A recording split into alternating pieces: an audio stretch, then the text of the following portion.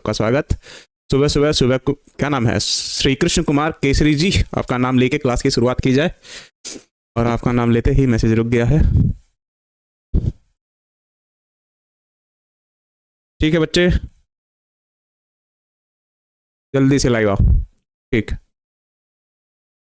रोशन जी बताइए क्या दिक्कत है। जय हिंद बच्चे, राधे राधे। माता पिता की जय, जय हो विजय भाई जी। चलिए, नमस्ते सर जी, राम राम। वो इतना कमेंट किया रहता है ना आयान जी, पूरा नाम भर देता है। सर सुबह सुबह श्री कृष्ण कुमार केसरी का सादर प्रणाम स्वीकार करें, ये पूरा लिखा रहता है कमेंट में भर के। और कोई बात नहीं है। राधे राधे बच्चा।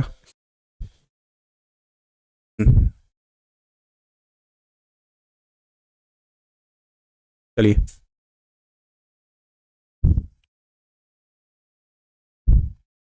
चलिए कबीर जी, मुकेश जी, गुड मॉर्निंग सभी को। ऋषि राज जी, एक डाउट था सर, बोलिए बच्चा।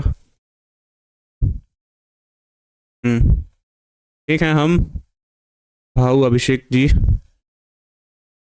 कमेंट आता है आन कुमार। मिस्टर विवेक प्रणाम गुरु जी। प्रीति यादव। चलो चलो, कल आज की क्लास शुरू की जाए। तो सबसे पहला टॉपिक जो आज हम लोग पढ़ेंगे उसमें मलेरिया को पढ़ने की कोशिश की जाएगी और ये समझा जाएगा कि मलेरिया कैसे होता है। सबसे पहले तो कमेंट करो तो, मलेरिया किसके संक्रमण से होता है? सबसे पहला कमेंट करो तो, चलो आंसर करो, उसके बाद शुरू किया जाए। मलेरिया किसके संक्रमण से होता है? अमरूधारी। बताओ, मलेरिया किसके संक्रमण से होता है? सबसे पहला आंसर करो, चलो बताओ।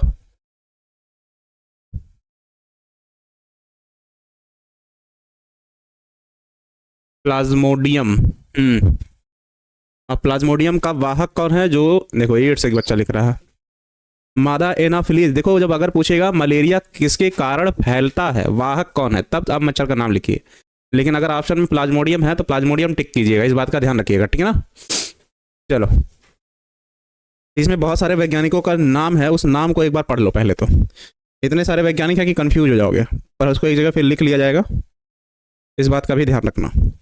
जैसे पहली लाइन, 19वीं सदी के मध्य तक लोग ये समझते थे कि मलेरिया दलदली स्थानों से निकलने वाली गंदगी व नम हवा के कारण होता है, इसलिए इसे नाम दिया गया था क्या? मलेरिया। जिसमें क्या कहा गया कि मल का अर्थ है गंदगी और एरिया का मतलब है क्या? हवा, और दोनों को जोड़ के ही क्या बना गया?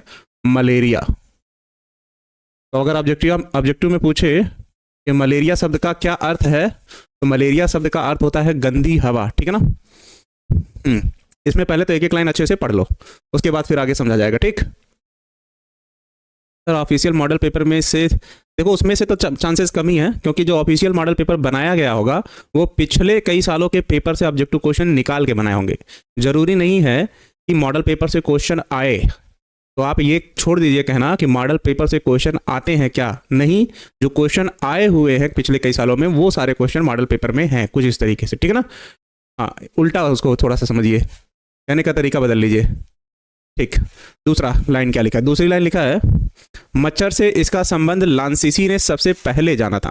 तो किसने यह सबसे पहले कहा था कि मलेरिया मच्छर के काटने से फैलता है? तो वो कहा था किसने?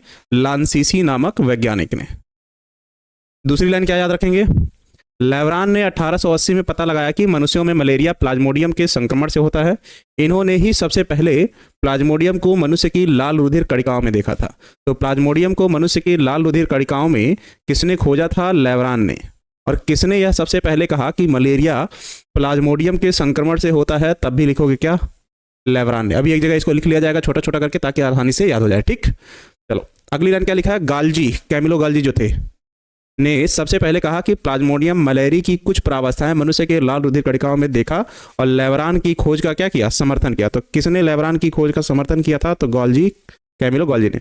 और सन 1997 में भारतीय सेना के डॉक्टर रोनाल्ड रास ने मादा एनाफिलीज मच्छर के शरीर में किसको ढूंढा था? प्लाज्मोडियम की खोज की, जिससे ये कंफर्म हो गया कि एनाफ्लीज मच्छर के काटने से प्लाज्मोडियम मनुष्य के शरीर में प्रवेश करता है, जिसके कारण उसको क्या होता है, मलेरिया होता है। तो इतनी बातों को एक जगह अगर लिख लिया जाए तो समझना आसान हो जाएगा। ठीक, पहली बात किस क्या लिखेंगे, मलेरिया शब्द का क्या अर्थ है। पहली लाइन क्या लिखेंगे, मलेरिया शब्द का अर्थ। मलेरिया शब्द का अर्थ होता है गंदी हवा, गंदी हवा। पहली लाइन तो ये याद रखो। दूसरी लाइन क्या याद रखोगे, सबसे पहले मच्छर से इसका संबंध लांसीसी ने 1717 में बताया था। लांसीसी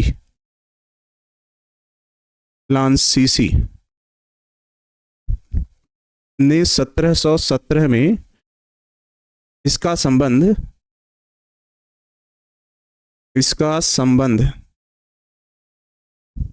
मच्छर से बताया था, मच्छर से बताया था। ऐसे एक जगह छोटा सा लिखे रहोगे तो याद रहेगा, ठीक है ना।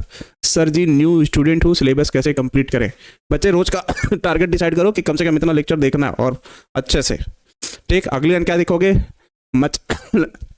लेवरान ने यह पता लगाया कि मलेरिया प्लाज्मोडियम के संक्रमण से होता है। लेवरान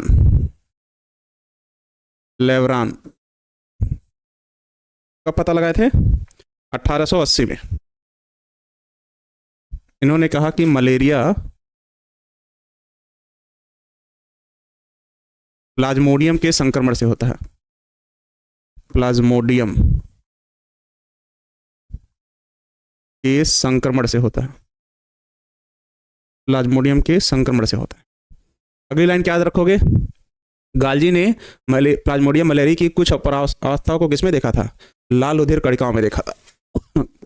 गाल्जी, क्या नाम था पूरा, कैमिलो गाल्जी ने 1885 में, कैमिलो गाल्जी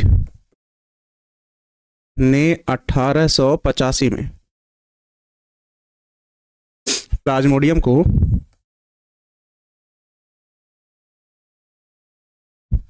को कहाँ खोजा था, मनुष्य के आरबीसी में या लाल रुधिर कणिकाओं में। और फिर क्या किया, समर्थन किया, समर्थन किया, यहां लिख लो, समर्थन किया किसका, लेवरान की बातों का, कि मलेरिया किसके संक्रमण से होता है, प्लाज्मोडियम के संक्रमण। हाँ, ऐसे छोटा छोटा लिख लो तो आराम से याद रह जाएगा, बच्चा सही लिख रहा है। फिर आगे फिर क्या लिखा है, सन 1897 में भारतीय सेना के डॉक्टर रोनाल्ड रॉस ने कहा कि ये मादा एनाफ्लीज के शरीर में जो प्लाज्मोडियम मिलता है उससे होता है। तो सन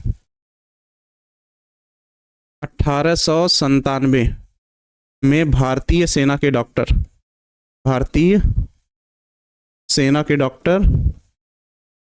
रोनाल्ड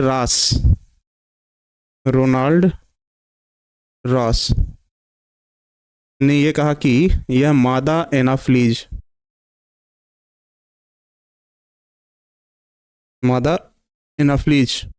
मच्छर के शरीर में जो प्लाज्मोडियम है उसके संक्रमण से होता है, ठीक है ना। अच्छा,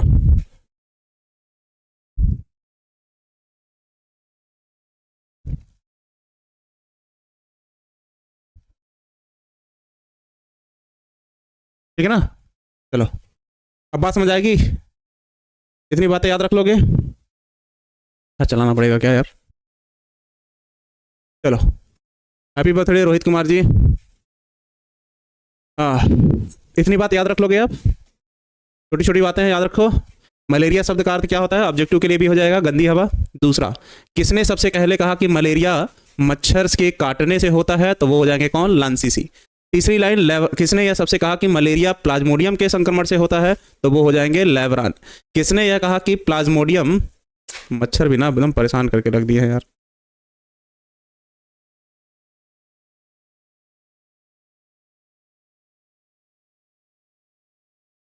किसने यह कहा कि प्लाज्मोडियम मनुष्य के आरबीसी में पाया जाता है, और उसके बाद कहा कि यह प्लाज्मोडियम मनुष्य में क्या फैलाता है, मलेरिया। हाँ, मिट गया बच्चे, मच्छर बैठ जाते मिट जाता है। ठीक, अगली बात क्या है,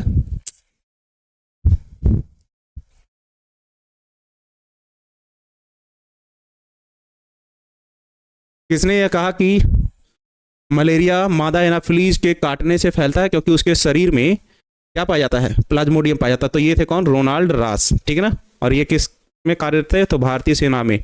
और लेवरान की बातों का समर्थन किसने किया था, तो कैमिलो गॉल्जी ने, क्योंकि इसने देखा था कि मनुष्य के आरबीसी में प्लाज्मोडियम की कुछ प्रावस्थाएं या ओस्टियोसाइट या कोशिका होता है, ठीक है ना, कोशिकाएं पाई जाती है। हाँ, सीबीएसई बोर्ड वाला भी ऑब्जेक्टिव हो जाएगा, जो बिहार बोर्ड से पढ़ रहा है बच्चा, ठीक है ना। मच्छर काटेगा तो निमोनिया होगा, एक लड़का लिखा है। एक कुछ तो पढ़ के जवाब दे देते। अगली लाइन पे आओ, छोटी छोटी लाइन है इसमें। मलेरिया पर महत्वपूर्ण खोज 1902 में नोबेल पुरस्कार मिला, किसको, रोनाल्ड रास को। रोनाल्ड रास को, रोनाल्ड रास को अगर पूछेगा किसके लिए नोबेल पुरस्कार मिला था, तो मलेरिया पे महत्वपूर्ण खोज के लिए। कब, 1902 में, ठीक। अगली बात, ग्रासी तथा उनके सहयोगियों ने सर्वप्रथम एनाफ्लीज के आमाशय में प्लाज्मोडियम के जीवन चक्र का पता लगाया। एनाफ्लीज का मानव के आमाशय में, कहने का मतलब है ये प्लाज्मोडियम का जीवन चक्र का पता लगाया कि मनुष्य के शरीर में, डेंगू अलग चीज है, मलेरिया अलग चीज है, ठीक है ना। डेंगू वायरस के कारण होता है, ये ध्यान रखना। प्लाज्मोडियम के कारण होता है मलेरिया, दोनों में फर्क है। डेंगू वायरस के कारण जो होता है उसे डेंगवाक्सिया कहा जाता है, जिसके कारण होता है, ठीक है ना। चलो, इसके बाद कह रहा है शॉर्ट है, गार्नहैम है, फिर से शॉर्ट हैं, जेफरी हैं, और कौन है, ब्रे हैं, गार्नहैम हैं। अन्य वैज्ञानिकों ने कहा, हाँ चलो ठीक है, अन्य वैज्ञानिकों ने मलेरिया पर प्रयोग किया है, मलेरिया पर प्रयोग किया है।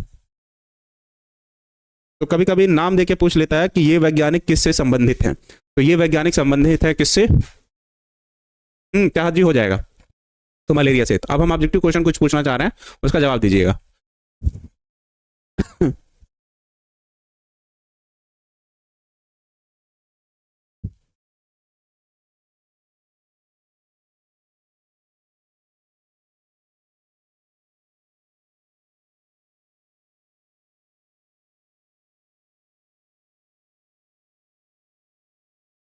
तो अगर पूछे किसने ये कहा था कि मलेरिया मच्छर के काटने से फैलता है, कमेंट काफी देर से रुक गया।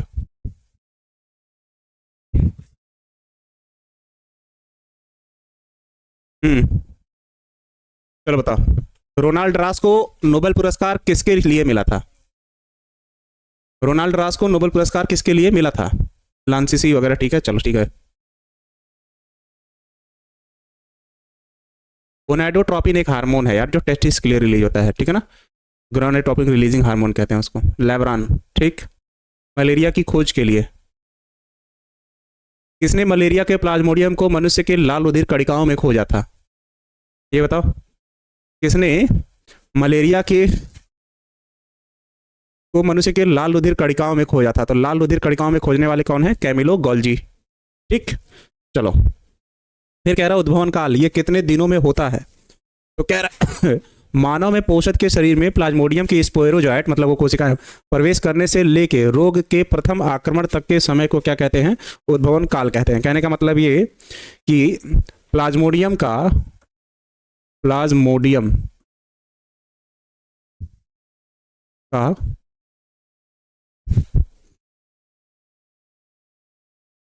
मानव शरीर में प्रवेश से संक्रमण तक के काल, संक्रमण तक के काल को क्या कहते हो, उद्भवन काल कहते हो, उद्भवन काल कहते हो। आज मेरे शरीर में प्लाज्मोडियम प्रवेश किया और जिसके कारण कितना समय लगा मुझे मलेरिया होने में, उस पूरे समय को ही हम क्या कहेंगे, उद्भवन काल कहेंगे, ठीक है ना। चलो चलिए बच्चे, आगे फिर कह रहा है कि प्लाज्मोडियम कितने प्रकार का होता है, तो प्लाज्मोडियम होता है 4 प्रकार का, ये कई बार आप लोगों को हम बता चुके हैं। Plasmodium vivax, Plasmodium ovale, plasmodium malariae, Plasmodium falciparum, ठीक है ना। अब कह रहा है प्लाज्मोडियम वाइवैक्स और प्लाज्मोडियम ओवेल अगर आपके शरीर में प्रवेश करेगा तो आप 14 दिन में क्या होंगे, मलेरिया से ग्रसित हो जाएंगे। प्लाज्मोडियम मलेरी अगर आपके शरीर में प्रवेश किया तो 28 दिन में ग्रसित होंगे। और अगर कह रहा है प्लाज्मोडियम फैल्सीपेरम हमारे शरीर में पहुंचा तो वो कितने दिनों में हमको मलेरिया हो जाएगा, तो 12 दिनों में हो जाएगा, ठीक है ना। बताओ तो टोटल कितने प्रकार के मलेरिया, प्लाज्मोडियम टोटल कितने प्रकार के हैं, 4। Plasmodium ovale, plasmodium malariae, plasmodium vivax अब plasmodium falciparum, falciparum, plasmodium falciparum. तो अगर पूछेगा प्लाज्मोडियम की कितनी अवस्थाएं, तो 4, ठीक है ना, ये बात भी ध्यान रखना। जिनके संक्रमण से क्या होता है, मलेरिया। हाँ, 12 दिनों में। ऐसे ऑब्जेक्टिव के लिए आराम से याद रखो, सही से हो जाएगा, परेशान मत रहना सारी चीज़ों को लेकर, ठीक। इतना लंबा कैसे याद होगा, एक एक स्लाइड अगर 2-2 दिन पे भी याद करोगे ना, तभी तुम्हारे पास समय है याद करने के लिए, ठीक। और इसमें से ज़्यादातर आपको टिप्पणी लिखने के लिए आता है, किस जीवाणु के, किस प्लाज्मोडियम से, क्या जो भी है क्या होता है, बस इतना ही पूछता है और कुछ नहीं, ठीक है ना। इन सब में घातक यही वाला हुआ ना, प्लाज्मोडियम फैल्सीपैरम, जो 12 दिनों में आपको ग्रसित कर रहा है। चलो अगला कह रहा है मलेरिया का उपचार। उपचार कैसे करोगे, कह रहा है कि मलेरिया के उपचार के लिए 100 वर्षों से कुनैन की पारंपरिक औषधि तैयार की जाती है। कुनैन की गोली सिनकोना वृक्ष की छाल को उबाल के भी पिलाया जाता है, और कुनैन की गोली भी मलेरिया के उपचार में उपयोग की जाती है, ठीक है ना।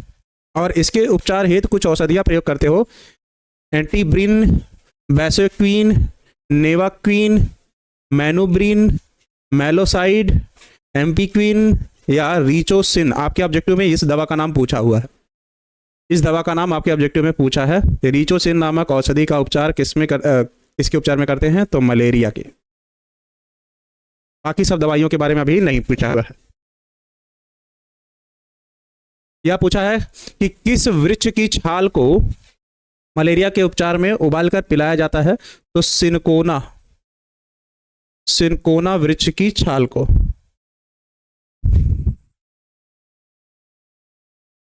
सिनकोना वृक्ष की छाल को, ये सब ऑब्जेक्टिव में पूछा है, पूरा लिखने में कभी नहीं आया है। यह दिया है कुनैन की गोली किसके उपचार में दी जाती है, तो कुनैन की गोली ये भी किसके उपचार में दी जाती है, मलेरिया के। इससे ज्यादा अभी ऑब्जेक्टिव के लिए नहीं बना है, इससे ऑब्जेक्टिव मलेरिया से, ठीक है ना। जितना भी अभी आप ही पढ़ रहे हो वो मलेरिया के लिए क्या ऑब्जेक्टिव पढ़ रहा हो, ठीक है ना। चलो कोई बात नहीं, चांदनी परवीन जी लेट हो गया।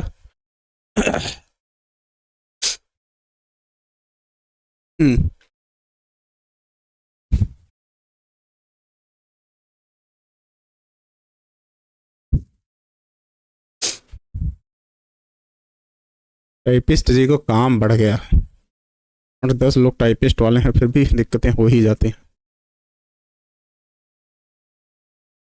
ठीक है ना। चलो बात समझ में आई। हाँ मुझे भी लगता है मच्छर परेशान कर रहे हैं जो। अगला, मलेरिया का रोकथाम कैसे रोकोगे। कुछ वर्षों में हमारे देश की मलेरिया की पूरी रोकथाम के लिए एक वृहद राष्ट्रीय मलेरिया उन्मूलन योजना चलाई जा रही है, जिसे national malaria eradication programme scheme या मलेरिया एरिडेशन स्कीम के नाम से जाना जाता है। यह 3 विधियों द्वारा अपनाई जाती है। कौन कौन सा, पहला है क्या,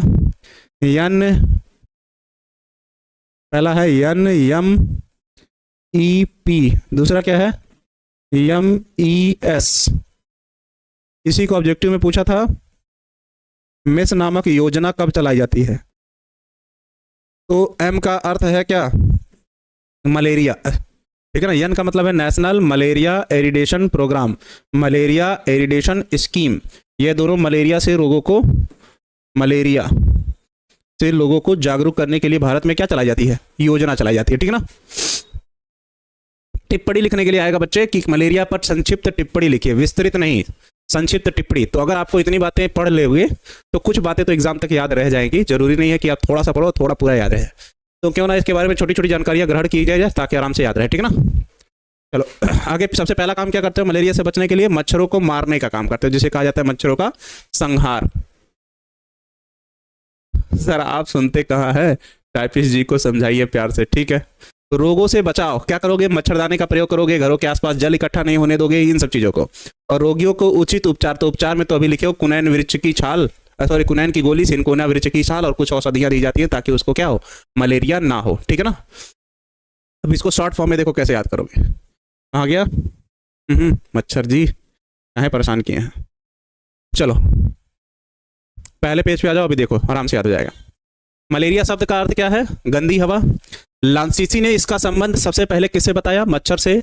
लेवरान ने यह कहा कि मलेरिया प्लाज्मोडियम के संक्रमण से होता है, और कैमिलो गॉल्जी ने प्लाज्मोडियम को मनुष्य के आरबीसी में खोजा और कहा कि लेवरान जो कह रहे हैं वो सही कह रहे हैं। उसके बाद आए भारतीय सेना के डॉक्टर रोनाल्ड रॉस, इन्होंने मलेरिया में मच्छर के काटने से होता है, इसलिए मादा एनाफिलीज के शरीर के अंदर क्या ढूंढा, प्लाज्मोडियम को, जिससे ये कंफर्म हो गया कि मच्छर काटता है तो प्लाज्मोडियम मनुष्य के शरीर में प्रवेश करता है, जिससे क्या होता है, मलेरिया होता है, जिसके लिए इन्हें दिया गया नोबेल पुरस्कार कब, 1902 में।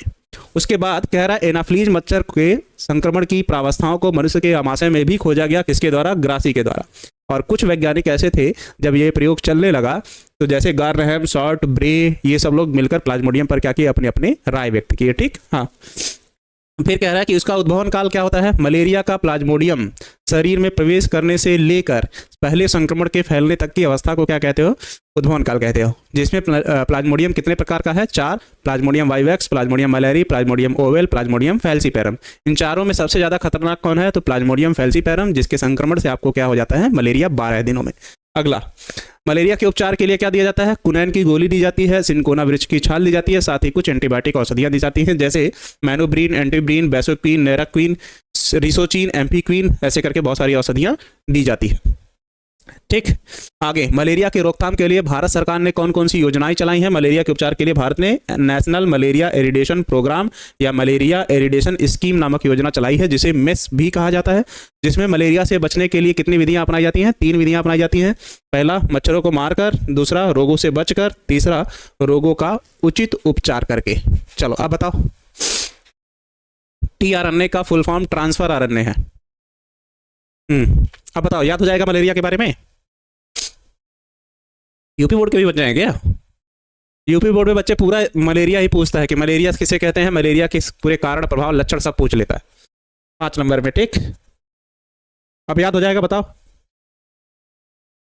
मेल मच्छर फूलों का रस चूसते हैं, मनुष्य को नहीं काटते हैं। फीमेल मच्छर केवल काटती है। हाँ, ये सर से याद हो जाएगा ऐसे छोटा छोटा करके। ठीक, गुड्डू कुमार जी, वो मलेरिया के प्रकार आप में नहीं पूछेगा, आवर्ती मलेरिया, क्वाड्रेंट मलेरिया, ऐसे करके तृतीयक मलेरिया और चतुर्थक मलेरिया, ये आप में नहीं पूछेगा। ठीक है ना, यूपी बोर्ड के लिए सही था पर आप में नहीं पूछेगा। ठीक है ना, चलो, पूछता तो जरूर उसको राइट करते। अगला है डेंगू। अब ये देखो, मलेरिया से पूरी तरीके से भिन्न है। वो प्लाज्मोडियम के कारण होता था और ये वायरस के संक्रमण से होता है। तो सबसे पहले तो ये लाइन याद रखो कि मलेरिया को सामान्यतः हड्डी तोड़ बुखार भी कहा जाता है, क्योंकि मलेरिया कह रहा है डेंगू, क्योंकि जिस व्यक्ति को डेंगू होता है उसका शरीर की जो हड्डियां होती है वो बहुत तेजी से क्या होता है, दर्द करने लगता है, इसलिए इसे हम क्या कहते हैं, हड्डी तोड़ बुखार कहते हैं। फिर कह रहा है कि यह लगभग उष्ण कटिबंधीय संक्रमण रोग है, मतलब जहां गर्मी ज्यादा पड़ती है वहां पर यह रोग ज्यादा फैलता है, क्योंकि उस क्षेत्र में वर्षा अधिक होती है जहां गर्मी अधिक होगा। ठीक है ना, हाँ। फिर लिखा है आज वैश्विक समस्या बन चुका है मलेरिया, क्योंकि संसार के लगभग 110 देश इससे क्या होते हैं, प्रभावित होते हैं। पहली लाइन क्या याद रखोगे, इसे हड्डी तोड़ बुखार भी कहा जाता है। क्यों? क्योंकि जोड़ों में और हड्डियों में बहुत ज्यादा दर्द होता है। यह किन क्षेत्रों में ज्यादा होता है, तो उष्ण कटिबंधीय क्षेत्रों में ज्यादा होता है, क्योंकि वहां ज्यादा बारिश होगी। और लगभग मलेरिया से कितने देश प्रभावित हैं, तो लगभग 110 देश प्रभावित हैं। चलिए, अगला लिखा है कि मलेरिया मानव में डेंगू तथा मादा एडीज एजिप्टी मच्छर डेंगू बुखार मादा एडीज एजिप्टर के काटने से होता है। तो पूछेगा वह कौन सा मच्छर है जिसके काटने से डेंगू होता है, तो उस मच्छर का नाम क्या हो जाएगा, उस मच्छर का नाम हो जाएगा क्या, एडीज एजिप्टी। फिर आगे क्या है, डेंगू बुखार के विषाणु की प्रजाति को फ्लैवी वायरस तथा बुल फ्लैविरिडी कहते हैं। इस प्रजाति के फ्लैवी वायरस के अन्य सदस्य पित्त ज्वर विषाणु, पश्चिमी नाइल विषाणु या जापानी इंसेफ्लाइटिस। जापानी इंसेफ्लाइटिस का आप लोगों को स्कूल में टीका लगा होगा जब आप लोग बहुत छोटे रहे होंगे तब, आदि हैं। तो अगर पूछेगा जापानी इंसेफ्लाइटिस भी किसके कारण होता है, हाँ हो जाएगा, तो वो भी किसके कारण लिखोगे, एडीज एजिप्टी के काटने से। किस वायरस के संक्रमण से, तो फ्लैवी वायरस के संक्रमण से। और कह रहा है कि इसे आर्थ्रोपोड या अरबो वायरस भी कहते हैं, क्योंकि ये हड्डियों में संक्रमण फैलाता है। ठीक है ना सर, मच्छर से आप प्यार करते हैं, जीवन में यही मिला है, बताओ। वीडियो चल तो रहा है, यहाँ से चल रहा है, इसीलिए हम उसमें नजर बैठे हैं, क्योंकि कभी कभी कमेंट भी रुक जा रहा था। तो सीधे सीधे अगर पूछेगा डेंगू को हम अन्य किस नाम से जानते हैं, तो हड्डी तोड़ बुखार के नाम से जानते हो। कहां पर ज्यादा फैलता है, उष्ण कटिबंधीय क्षेत्रों में फैलता है। संसार के कितने देश लगभग इससे ग्रसित हैं, तो 110 देश ग्रसित हैं। फिर लिखा है डेंगू का कारण क्या है, इजिप्टी नामक मच्छर। किस वायरस के संक्रमण से होता है, तो फ्लैवी वायरस के संक्रमण से, और इसी के संक्रमण से ही जापानी इंसेफ्लाइटिस भी होता है। ठीक, चलिए अगला, डेंगू वायरस में कितने न्यूक्लियोटाइड पाए जाते हैं, ये जरूरी है। 11,000 न्यूक्लियोटाइड पाए जाते हैं। इस बात का याद रखना, ऑब्जेक्टिव में ये पूछ सकता है। 11,000 न्यूक्लियोटाइड पाए जाते हैं। अगला, डेंगू के कुल कितने 4 स्ट्रेन है? जैसे प्लाज्मोडियम 4 होता था, पहला डी, दूसरा है DENV second, DENV third, DENV 4 और पहला है DENV फर्स्ट। कोई DENV का हमको फुल फॉर्म बताए बच्चा, तो बताओ, कोई हमें DENV का फुल फॉर्म बताओ, ये ऑब्जेक्टिव में पूछ सकता है। सर आप हमसे नाराज हैं क्या? संगीत कुमार जी, क्यों नाराज होंगे यार बच्चे, क्या तुम लोग भी, हम किसी तरह आप लोगों का ऑब्जेक्टिव इससे क्लियर कराने पे तुले हुए हैं। आज की शाम की जो ऑब्जेक्टिव होगी मेरी, वो इस चैप्टर तक का है, 8 चैप्टर तक का ऑब्जेक्टिव लेंगे और जितने भी ऑब्जेक्टिव उसमें होंगे बहुत ही सोच समझ के आंसर करना, पूरा जैसे गेस्ट पेपर में आया था लेवल वाला ऑब्जेक्टिव, वैसे ही चुनकर एकदम बढ़िया से टिक किए हुए हैं और उसी को ऑब्जेक्टिव लेंगे पूरे किताब से। और यकीन मानो कि टफ है वो, इस बात को तो विशेष ध्यान रखना, ठीक है ना। कुछ मॉडरेट होंगे जो आ रहे होंगे, पर कुछ ऐसे होंगे जो आपको एकदम फंसा देंगे, याद ही नहीं होगा, वो पहली बार देख रहे होगे ऑब्जेक्टिव, एकदम 70 एकदम नए ऑब्जेक्टिव क्वेश्चन है वो, ठीक है ना। इग्नोर नहीं करना बच्चे। क्या नाम था? शिव बाबू। डेंगू वायरस, पूरा नाम क्या है? Dengue virus. DEN मतलब है डेंगू और V का मतलब होता है वायरस। तो डेंगू वायरस के 4 प्रजातियां या 4 स्ट्रेन है, ठीक है ना। दिसंबर लास्ट तक इंजमामुल हक जी, ठीक। चलो अगला फिर लिखा है डेंगू का संचरण और डेंगू का बचाव, सब वही है जो मलेरिया में था, मच्छर से ही बचना है। तो कह रहा है कि डेंगू विषाणु मानव में मादा एनाफिलीज इजिप्टी के काटने पर फैलता है या संचरित होता है। मनुष्य इस विषाणु का प्राथमिक पोषक होता है, क्योंकि इसमें क्या होता है, सबसे पहले ये फैलता है। और अगर पूछेगा डेंगू से बचाओ, तो वही प्रोग्राम, मेस नामक प्रोग्राम और मलेरिया एरिडेशन प्रोग्राम स्कीम 3, अभी थोड़ी देर पहले जो था क्या था, NMEP, NMEP और मेस नामक योजना, 3 विधियां अपनाई जा रही थी। मच्छरों का संहार, मच्छरों का संहार, दूसरा उपचार, तीसरा रोकथाम। ये 3 विधियां अपनाई जाती हैं मलेरिया से बचने के लिए। संहार के लिए क्या करते हो? मच्छरों को मारने के लिए क्या करते हो? जैसे मुझे बचना होगा तो हम क्या करेंगे, ये एक हथियार आता है ये, जिससे मच्छरों को क्या करते हो, मारते हो। ऐसे एक भी उड़ा रहा है, मिल रहा है, आराम से फंस जाएगा बेचारा और फिर निपट जाएगा। तो कुछ विधियां अपनाई जाती हैं जैसे ये, ठीक है ना। चलो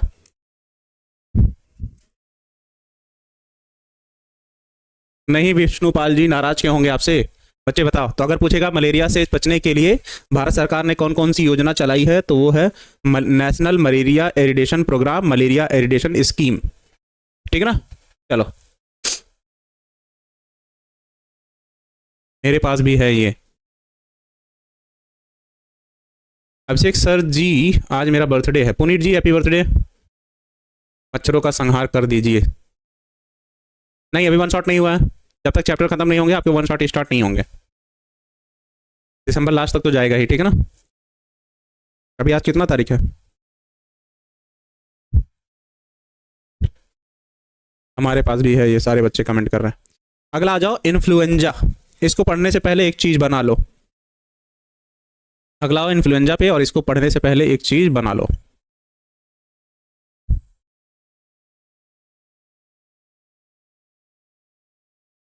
अच्छा चलो बता ही दे रहा, देख रहे थे कि कैसे बनेगा।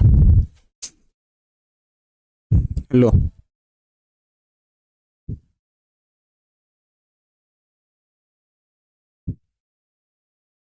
ठीक, फिर इतना एक बार और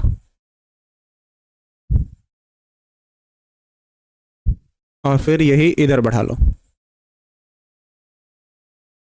और फिर इसको आपस में क्या करो, जोड़ दो। बहुत छोटी सी संरचना है इसका, कोई खासा बड़ा अच्छा और अच्छा खासा संरचना नहीं है। संरचना बनाने को आज तक नहीं पूछा, हम बना सिर्फ इतने लिए इसीलिए रहे हैं क्योंकि कुछ समझाना है, ठीक। और इसके अंदर होता है इसका आनुवांशिक पदार्थ RNA। बाकी तो अपना जो भी मटेरियल है, मैट्रिक्स वगैरह, ये सब पाया जाता है, ठीक है ना।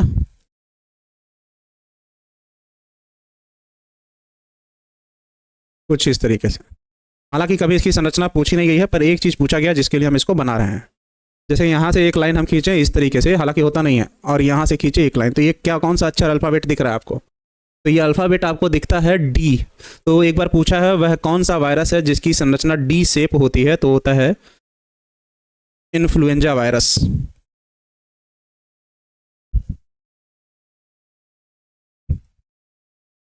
कौन सा वायरस है? Influenza virus. तो इन्फ्लुएंजा वायरस की संरचना कैसी होती है? डी शेप होती है। ये ऑब्जेक्टिव में एक बार पूछा हुआ, ठीक है ना। चलो, नहीं उषा कुमारी जी,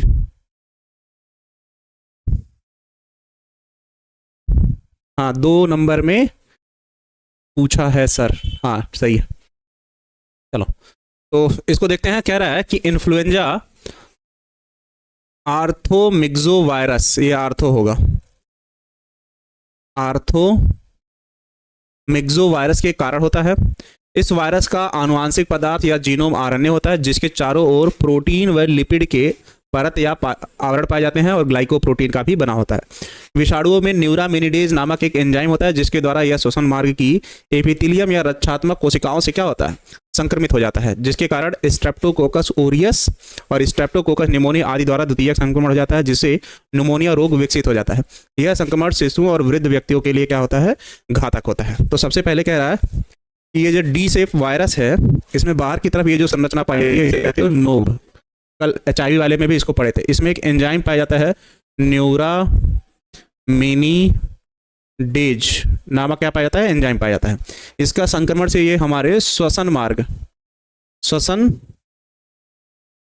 मार्ग को क्या करता है? संक्रमित करता है, श्वसन मार्ग को संक्रमित करता है, जिसके कारण हमारे शरीर में द्वितीयक रूप से किसका संक्रमण हो जाता है? वो संक्रमण हो जाता है निमोनिया रोग का, निमोनिया रोग का। ठीक, इसका आनुवांशिक पदार्थ क्या है? तो इसका आनुवांशिक पदार्थ क्या है? आरएनए। तो इसलिए अगर इसका अन्य नाम पूछ ले तो इसे हम क्या लिख सकते हैं? रेट्रोवायरस। क्या नाम लिख सकते हो? रेट्रोवायरस। इतनी बात याद रख सकते हो। सर आप घड़ी दाएं हाथ में क्यों पहनते हैं? देखो क्या ही बताएं बच्चे, सवाल आप लोग किया कीजिए किससे? अपने सब्जेक्टिव से। सबका अपना अपना शौक है बच्चे, तो उससे क्या ही कहा जाए, ठीक है ना। तो ये है हमारा श्वसन मार्ग, जिसमें यह है नॉस्ट्रिल या नासा छिद्र, फिर यहाँ से है मुख ग्रसनी, फिर ग्रसनी फेरिंग्स, फिर यहीं से ये 2 पार्ट में नीचे डिवाइड होगा। पीछे होगा भोजन की तली नली, आगे होगा श्वसन नली। क्या है ये? श्वसन नली। तो अगर पूछे इस वायरस का संक्रमण कहाँ हो रहा है, तो इस वायरस का संक्रमण हो रहा है कुछ यहाँ पर। और ये वायरस कहाँ पाया जाएगा? अगर तो जब नाक में जा रहा है तो वायु के रास्ते ही जाएगा, तो कहाँ पाया जाता है? वायु में। इतनी बात बस याद रखना, ठीक है ना। हम सब लोगों का भी दर्द समझिए, हम लोगों को 6 सब्जेक्ट पढ़ना पड़ता है, कैसे मैनेज करेंगे? सब्जेक्टिव प्रश्न बनाकर बताइए सर, हम लोगों का भी दुख दर्द समझिए। हम लोग 6 सब्जेक्ट पढ़ना पड़ता है। जब सबसे, हाँ इसे फ्लू भी कहते हो, इन्फ्लुएंजा को फ्लू भी कहते हो, ठीक है ना। इसे इन्फ्लुएंजा को फ्लू भी कहते हो, ये भी ध्यान देना, ठीक है ना। या करके लिख सकते हो, इसे फ्लू भी कहा जाता है।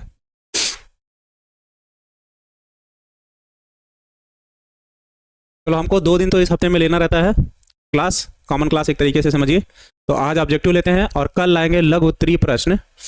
15 लघु उत्तरीय प्रश्न कल कराएंगे आप लोगों की। चलो बताओ, 16 चैप्टर हैं।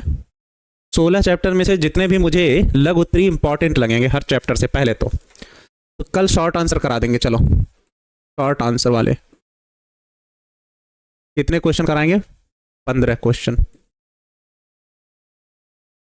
चलो बताओ, इस साल के लिए जो भी इंपॉर्टेंट होंगे कल यूट्यूब पर होगा क्या? 16 क्वेश्चन, ठीक। चलिए, 100 भी कर सकते हैं ऑब्जेक्टिव। आज ऑब्जेक्टिव लेंगे, आज की बात की जाए तो 70 ऑब्जेक्टिव 8 चैप्टर से होंगे, सिर्फ 8 चैप्टर से, शुरुआती 8 चैप्टर से, ठीक है ना। 70 ऑब्जेक्टिव। चलो और बताओ, क्वेश्चन बैंक सीरीज आपकी जनवरी में स्टार्ट होगी, ठीक। चलो, इन्फ्लुएंजा का प्रमुख लक्षण क्या है? ठंड लगना, सिर दर्द, बुखार, छींकना, खांसना तथा सामान्य पेशियों में दर्द। और यह लक्षण वायरस संक्रमण के 1 से 3 दिनों के उद्भवन काल से प्रारंभ होकर 3 से 7 दिनों तक रहता है। इसके उपचार हेतु एमेंटाडीन जैसी औषधि क्या करती है? उपयोग में लाई जाती है। इसके उपचार हेतु एमेंटाडीन जैसी औषधि उपयोग में लाई जाती है। कौन? एमेंटाडीन जैसी औषधि उपचार में लाई जाती है। किसके उपचार में? इन्फ्लुएंजा के। इन्फ्लुएंजा के, ठीक। मलेरिया को अभी तक 2 नंबर में टिप्पणी के लिए पूछा है, पर इन्फ्लुएंजा बार बार रिपीट करता है, छोटा सा है, आराम से इसको पढ़ लेना, ठीक है ना। चलो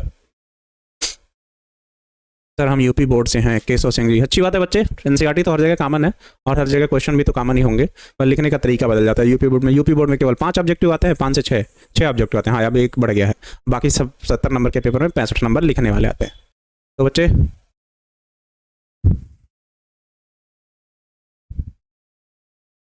ठीक है, अगला, कुछ नशीले पदार्थ। कितने? कुछ नशीले पदार्थ।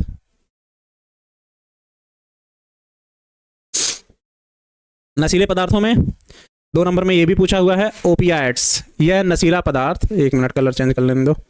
ओपियाइड्स, यह नशीला पदार्थ पुष्टि पादप अफीम या पीचा, अफीम का पीचा या ओपियम प्लांट या पेपावर सोमनीफेरम के लैटेक्स से प्राप्त होता है। यह ऐसी ड्रग है जो हमारे केंद्रीय तंत्रिका तंत्र या जठर तंत्र के स्थित विशिष्ट ग्राहियों को क्या करता है? बांध देता है। इसे सामान्य भाषा में ब्राउन शुगर या स्मैक या हेरोइन के नाम से जाना जाता है। इसका रासायनिक रूप से डाई एसिटिल मॉर्फिन कहते हैं। तो इतनी छोटी जानकारी इसमें भी याद रख सकते हो। पहला क्या रख सकते हो? यह एक नशीला पदार्थ है जो पुष्प से प्राप्त होता है और साथ ही इससे लेटेक्स से प्राप्त करते हो, ठीक है ना। इसका नाम क्या है? Opium plant. ओपियम प्लांट से प्राप्त करते हो, जिसका वानस्पतिक नाम क्या है? पेपावर सेमनीफेरम। पेपावर सेमनीफेरम।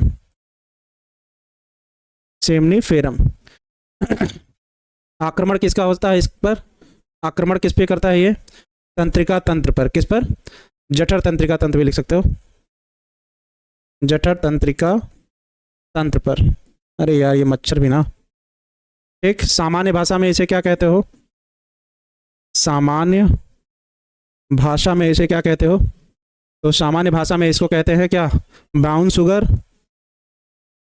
ब्राउन शुगर और क्या कहते हो? स्मैक और हेरोइन, इतने नाम से जानते हो।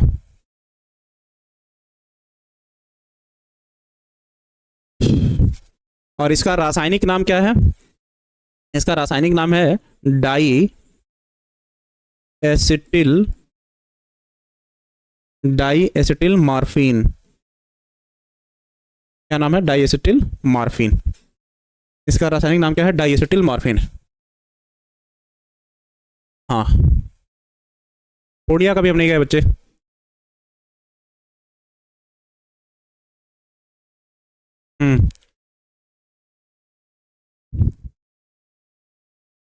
ठीक है गौरव कुमार, तुषार जी।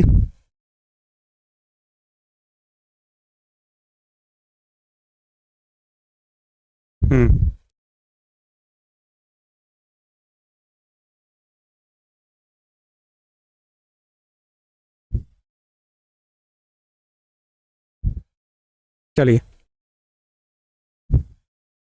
अगली बात, कैनाबिनाइड्स। वे नशीले पदार्थ भांग के पौधे कैनाबिस सटाइवा के पुष्पक्रम या पुष्प एवं पत्तियों के रेजिन के रूप में प्राप्त किए जाते हैं। इनके संयोजन से अनेक नशीले पदार्थ बनते हैं, जिसे सामान्य भाषा में मैरिजुआना, हशीश, चरस या गांजा कहते हैं। इसकी ग्रहण करने से शरीर की रुधिर संवहन तंत्र जैसे हृदय की कार्यप्रणाली पर इसका क्या करता है? सीधा प्रभाव पड़ता है। कार्यप्रणाली पर सीधा प्रभाव पड़ता है, जिसके कारण ब्लड प्रेशर वगैरह क्या होता है? लो हो जाता है। एक ही दिन में 30 क्वेश्चन कैसे होगा बच्चे? लघुत्तरी का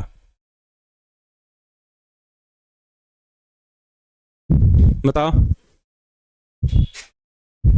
हाँ तो कैनाबिनाइड्स, जिसे मैरिजुआना भी कह रहे हो, हशीश भी कह रहे हो, चरस भी कह रहे हो और गांजा भी कह रहे हो, किससे प्राप्त होता है? भांग के पौधे से। उसका नाम क्या है? कैनाबिस सटाइवा नाम है, ठीक है ना। और इसका आक्रमण किस पे होता है? रुधिर संवहन तंत्र या हृदय पर होता है, सीधे सीधे समझो, ठीक।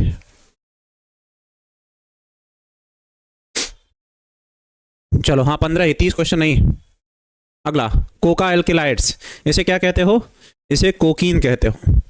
कोका एल्किलाइड्स को क्या कहते हो? कोकीन कहते हो। यह एक नशीला पदार्थ है जो अफ्रीकी पौधे एरिथ्रोजाइलान कोका से प्राप्त होता है।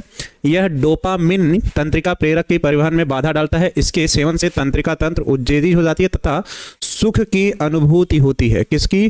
सुख की अनुभूति होती है और ऊर्जा में वृद्धि के लिए अनुकूली होता है। और इसके अधिक प्रयोग से विभ्रम उत्पन्न हो जाता है, इसलिए इसे विभ्रमी या हेलुजिनेशन, ख्याली दुनिया जिसको कहते हो, में भी प्रवेश कर जाता है। और एगा या धतूरे के पौधे से इसे क्या किया जाता है? प्राप्त किया जाता है। तो अगर पूछेगा, कोका पौधे का नाम है, ठीक है ना, एरिथ्रोजाइलान कोका, ठीक है ना, कह रहा है कि कोकेन है जिसका नशीला पदार्थ है जो एरिथ्रोजाइलान कोका के से प्राप्त किया जाता है। एरिथ्रोजाइलान कोका से प्राप्त किया जाता है। इसका सीधा प्रभाव कहाँ होता है? तंत्रिका तंत्र से, ठीक है ना। इसका सीधा प्रभाव कहाँ होता है? तंत्रिका तंत्र से, ठीक है ना। अगरतला जिले में गांजे की खेती होती है। गवर्नमेंट से परमिशन लेना पड़ता है बच्चे। गांजे की खेती में गांजे के पौधे को तो बेच सकते हो, पर उसके पुष्प और पत्तियों को बेचना अलाउ नहीं होता, वो गैर कानूनी होता है, चीज ध्यान रखना, ठीक है ना। मनीष जाटव जी, पौधे के कुछ हिस्से को बेच नहीं सकता कोई व्यक्ति सामान्य रूप से, उसके लिए उसको गवर्नमेंट से परमिशन लेनी पड़ती है, ठीक है ना। ग्रेजुएशन करना पड़ेगा गोलू सिंह जी, किसी भी सब्जेक्ट से रहिए, ठीक है ना। नहीं उषा कुमारी जी, सलोनी जी, बात तो नहीं है ऐसा कुछ। ऑब्जेक्टिव लिख के थोड़ी याद कर पाओगे? कौन बच्चा लिख रहा है यार? नाम निकल गया। ऑब्जेक्टिव लिखेगा बैठ के 1000 2000, बक बेकार टाइम नुकसान करेगा अपना। ठीक, ऑब्जेक्टिव मत लिखो बैठ के। और ये चीज आपके लिए पूछा है एलएसडी, एगोट कवक। एलएसडी क्या है? ये कवक है जो क्लैवीसेप्स और पेरी से प्राप्त होता है। यह कवक कुछ अनाजों जैसे जई, जगे, राई तथा परजीवी होता है। इसका प्रयोग अवसाद के रूप में या डिप्रेशन, अक्षर तो आज दिमाग खराब करके रख दिया है यार,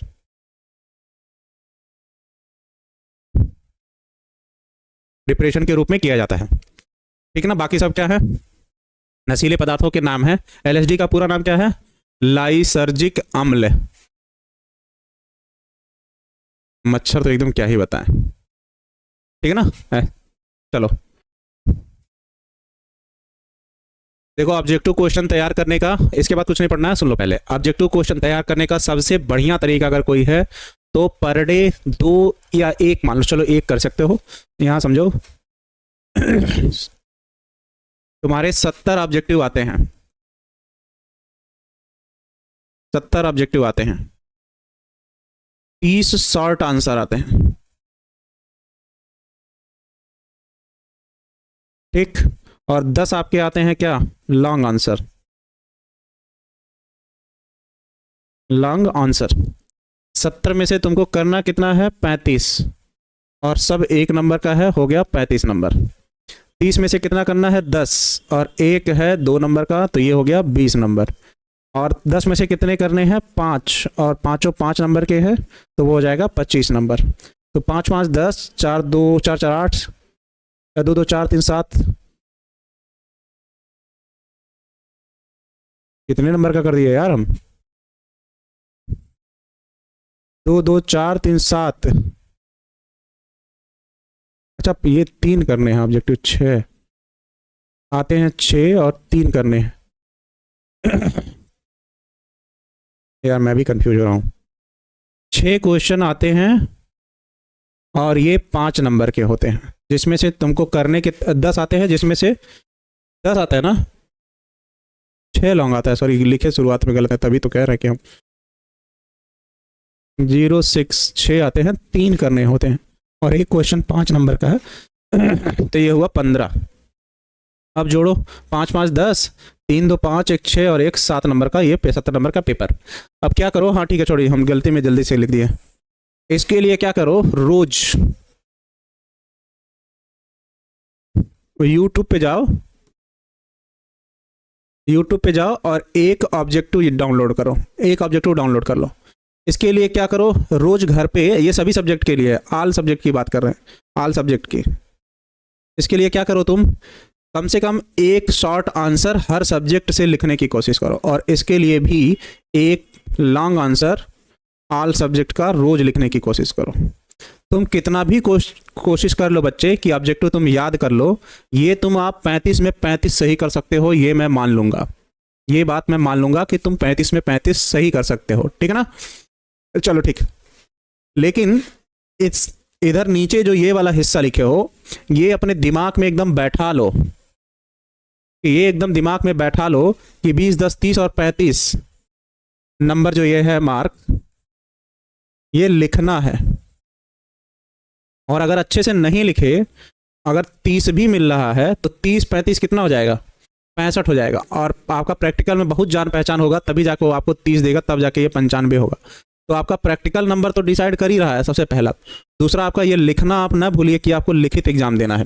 तो अगर आपको आंसर याद भी होगा ना बच्चे, तो आप नहीं लिख पाओगे अगर आपकी प्रैक्टिस नहीं रही। तो आप सोच रहे हो कि छोटा सा अंतर है, जैसे मान लो यही पूछ लिया, यही पूछ लिया, ये इतना छोटा सा 4 लाइन है, पर आप इसको भी लिख के प्रैक्टिस नहीं किए रहोगे ना बच्चे, तो आपको पता है क्या करेगा, ये 4 लाइन कम से कम 8-9 मिनट ले लेगा आपका सोचने में और ये लिखने में कि कितना लिखें कितना न लिखें। और एग्जाम में जब 1-1 मिनट बीतता है ना, तो घबराहट बढ़ती जाती है, इस बात का तो विशेष ध्यान रखना, हालत खराब कर देता है ये, ठीक है ना, एकदम हालत खराब कर देगा, इतना कि रोना आ जाएगा एग्जाम में, ठीक। तो पर डे ये आदत डाल लो, पर डे ये आदत डाल लो। ये तो आप एक हर सब्जेक्ट के एक 2x पे देखो या किसी पे देखो, ऑब्जेक्टिव तो देखने से ही याद होगा, लिखने से याद नहीं होगा, ठीक है ना। Short answer 6 short answer per day लिखने की कोशिश करो। अगर एक शॉर्ट आंसर में आप 10 मिनट भी लगा रहे हो, जो कि लगना ही नहीं है 10 मिनट, तो 10 का मतलब कितना है, 6 सब्जेक्ट पढ़ोगे, 6 1 घंटा गया, 60 मिनट। लॉन्ग आंसर लिखने में आपको कितने लिखने हैं सबके, और 15 मिनट के हिसाब से लिख रहा हो, ठीक है ना। चलो हाँ 15 मिनट या 20 मिनट मान लो, चलो 20 मिनट भी मान लो, लेकिन 20 मिनट नहीं लगने, पर हम मोटी मोटा लिख रहे हैं। तो ये 20 2 छक 12, 1 घंटा 20 मिनट की बात हो गई, सॉरी 1 घंटा 20 कर रहे हैं, 2 घंटे की बात हो गई। एक ऑब्जेक्टिव आप देख रहे हो, वो तो आप चाहे जब सोते जगते उठते बैठते जब भी बैठिए देखिए, तो यहाँ 2 घंटा, यहाँ 1 घंटा, 3 घंटे ये हो गए। और ऑब्जेक्टिव 2x पे अगर देखोगे, 6 वीडियो आपको 1-1 घंटे के देखने हैं, तो आपके 3 घंटे हुए, तो कितना हुआ, 6 घंटे हुए, ठीक है ना। टोटल मिला जुला के आपकी सेल्फ स्टडी कितनी हो गई, 6 घंटे की हो गई। अब सुनो, तुम्हारे पर डे क्लास कितने चलते होंगे, पर डे तुम्हारे 7 से 8 घंटे की क्लास चलती है। 8 और 6 जोड़ोगे तो कितने घंटे हुए, 14 घंटे हुए। तो 24 घंटे में तुमको 14 घंटे तो समय देना ही पड़ेगा अगले 2 महीने के लिए। भूल जाओ कि सर बहुत हार्ड है, बहुत समय लेगा, बहुत सारा नहीं हो पाएगा, भैया कुछ बच्चे तो कर ले रहे हैं ना, जो टॉपर बनेगा वो तो कर ले रहा है ना, तो कोई एक जब आपको कर ले रहा है तो आप क्यों नहीं कर सकते, बस इतना समझाओ। जब वो एक बच्चा जो टॉपर बनता है वो कर ले रहा है, तो आप क्यों नहीं कर सकते, बस इतना समझाओ।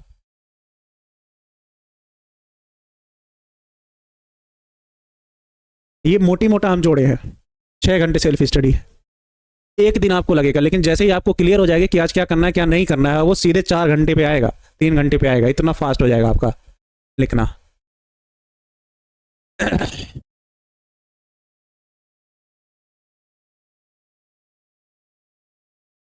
रोशन चौहान, काम भी तो होता है, चलो अंकित जी आपने बोला काम होता है, 12 महीने हैं अगर साल में, तो सबसे जरूरी चीज पता है क्या है, घर वालों के साथ बैठ के बात करना, ताव में आके नहीं, गुस्से में कि हम नहीं करेंगे तो नहीं करेंगे। शांति से बैठो और समझाओ कि पापा मम्मी जो भी है घर पे गार्जियन की 12 महीने में, 12 महीने 11th के मैंने घर पे दिए, सारा काम किया, ये किया वो किया, 10 महीना 12th का दिया, मिला जुला के कितना हो गया, 22 महीना हो गया। क्या 2 महीना आप लोग हमको नहीं दे सकते कि हम शांति से बैठ के पढ़ ले। बात कौन करेगा बच्चे, बात को तो आप ही को करना है घर बैठ के ना, अपने घर वालों से, हम लोग तो जाएंगे नहीं, हम लोग तो बस समझा सकते हैं। एक बच्चा कह रही है लिखने से पहले याद करना होगा, बच्चा आप रटो बैठ के, ताकि एग्जाम में जैसे ही बीच में से एक लाइन भूलो, पूरा दिमाग ही साफ हो जाए। हम यहाँ लिख के प्रैक्टिस की बात कर रहे हैं, इनको लग रहा है कि पहले रटना पड़ेगा, क्या ही बताए यार।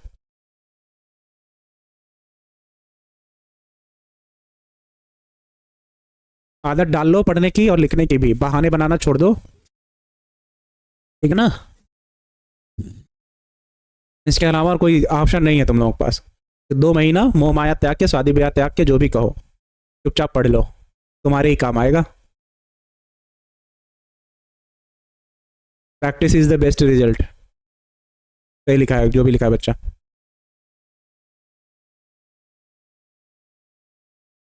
धान काटने जाओगे कितना बचा लोगे एक दिन की मजदूरी? 200-400, उतने में अमीर हो जाओगे, पर वही 200-400 बचाने के चक्कर में पेपर खराब कर बैठोगे। ये घर वालों को समझाओ।